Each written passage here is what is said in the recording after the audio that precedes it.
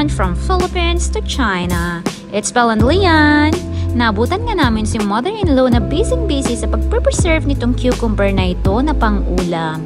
Ito nga yung mga bunga ng tanim niyang pinahinog niya. Double purpose nga ito dahil yung mga buto ay tinabi niya para meron siyang itatanim next spring season. At ang laman ay ito nga, ginayat-gayat niya, nilagyan niya ng asin, tinakpan niya ng ilang oras hanggang magtubig, tsaka niya ito pipis-pisin para matanggal ang tubig at ready na itong ilagay sa freezer. Eto naman si Leon, super busy sa pagkikipag-usap sa mga estudyante niya. Hindi ko nga mayalis-alis ang aking tingin every time na napupunta kami dito sa mga bunga ng wild apples ni Mama. Ready to harvest na nga kasi ang mga ito.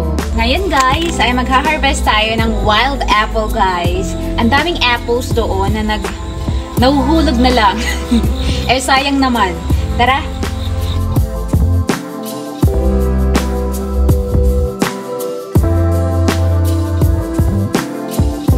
Medyo masukal guys kasi ang daming mga mais dito. O tignan nyo naman itong mga mais, sobrang malulusog. Wala silang nilagay na kahit anong fertilizer. Sobra talagang matataba ang mga lupa dito. Sobrang dami talagang bunga nitong apples na ito. Sobrang maliliit sila kasi wild apples nga ito.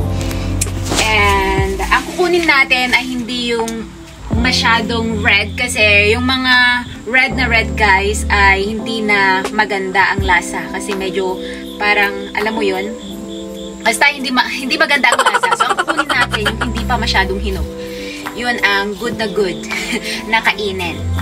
Alright?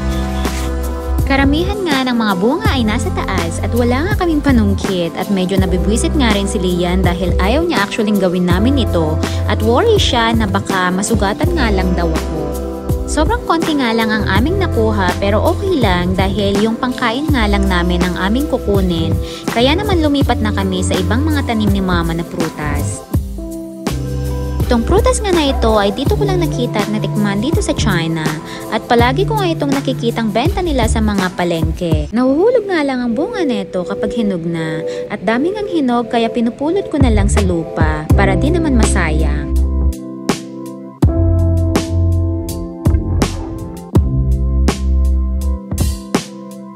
Napansin nga ni Mama ang aming ginagawa kaya linapitan niya kami. Saktong pipino naman ang kukuhanin ko nung bigla niyang nasabing may mga na-harvest na siya.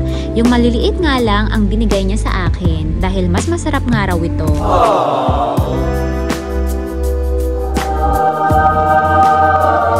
Ito nga ang kabuuan ng aking nakuha. Napansin nga niya na konti nga lang ang nakuha kong apples. Kaya babalik daw kami ulit dahil may panungkit siya. Siya nga lang daw ang manunungkit at pipiliin niya yung medyo malalaki.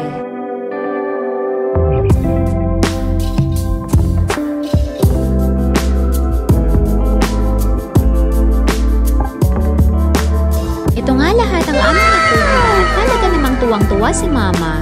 Medyo maasim nga ang wild apples kaya sabi niya sa akin na lulutuin nga niya ito dahil mas masarap kainin pag luto.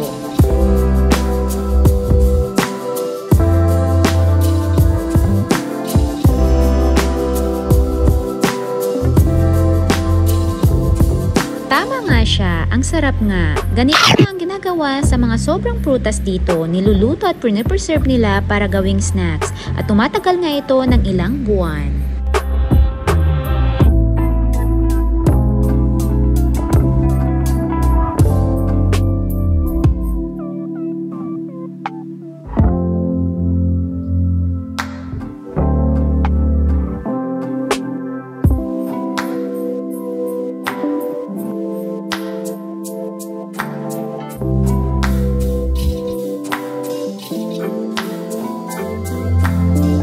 Isang nakuha ko kanina at pinapak ko nga ito.